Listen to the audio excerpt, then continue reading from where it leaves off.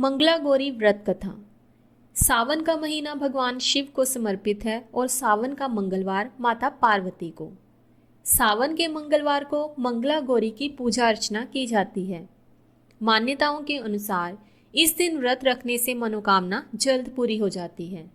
सुहागन महिलाएं अगर इस व्रत को रखती हैं तो उन्हें अखंड सौभाग्यवती होने का वरदान प्राप्त होता है।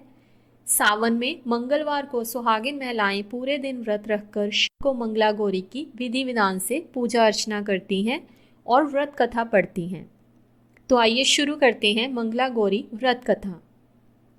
एक समय की बात है, एक शहर में धर्मपाल नाम का एक व्यापारी रहता था। उसकी पत्नी बहुत खूबसूरत थी और उसके पास काफी संपत्ति थी, लेकिन उनके कोई संतान नहीं होने के कारण वह काफी दुखी रहा करते थे। भगवान की कृपा से उन्हें एक पुत्र की प्राप्ति हुई, लेकिन वह अल्पायु था। उनके पुत्र को श्राप मिला था कि 16 वर्ष की आयु में सांप के कटने से उसकी मौत हो जाएगी। संयोग से उसकी शादी 16 वर्ष से पहले ही एक युवती से हुई, जिसकी माता मंगला गौरी का व्रत किया करती थी।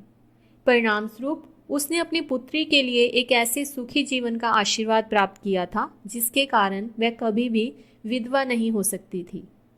इस कारण धर्मपाल के पुत्र की आयु 100 साल की हुई। सभी नवविवाहित महिलाएं इस पूजा को करती हैं और मंगला गौरी व्रत का पालन करती हैं और अपने लिए लंबे, सुखी और स्थायी वैवाहिक जीवन की कामना करती हैं। उनकी मनोकामना पूरी होती है। जो महिलाएं उपवास नहीं कर सकती हैं, वह मां मंगला गौरी की पूजा कर सकती हैं। कथा के बाद क्या करें? कथा सुनने के बाद विवाहित महिलाएं अपनी सास और ननद को लड्डू दें, साथ ही ब्राह्मणों को प्रसाद दें।